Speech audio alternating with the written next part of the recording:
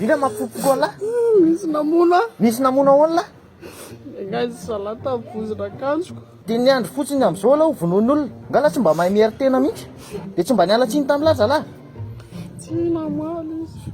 Ndao jerena azy zany. Ndao. Dia mareny ny lahy. Raha tsy eto zany dia izany dia daviny lamba hiaro an'lahy. Raha masony landa iny atao lahy be dia be. Za kosa aloha tsy anaiky an'izany fa to dia ataoko maniny andrano foana zany ko ny darodaroana. Tsy leleke. Zandriko tsy azo atao an'izany zany. Atao hoe anaingana fa tsy bany. Ohatr'izao ve ilay lahy dia ataon'olona an'izany kosa fa tsy. Aiza misy anazy aiza?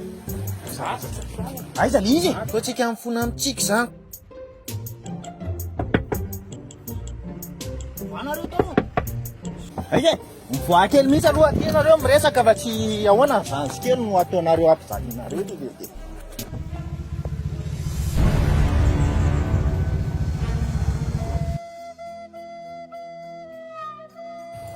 Io ve liza zany?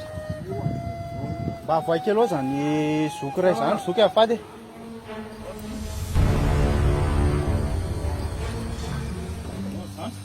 Zoky pakapaka izany salia daholo.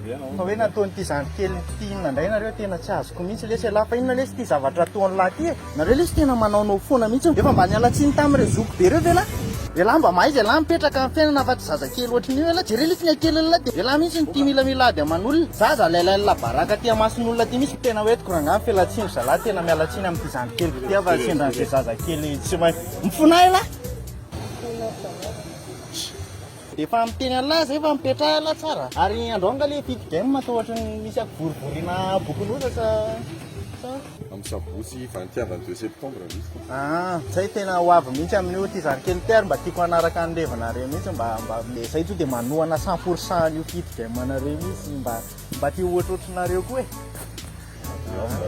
Okerangalo aloha zay mitsama nde kely fa tena miala tsiny foana e. Okey. Tao ala.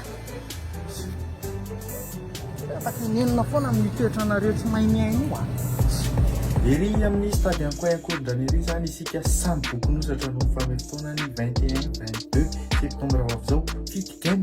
Misy fifaninanana sy compétition milay be amin'ny fotoana io misy ihany koa ny artista ka dia any zany fotoanantsika rehetrarehetra samy bokon'ozatsy dia milay ndrevy.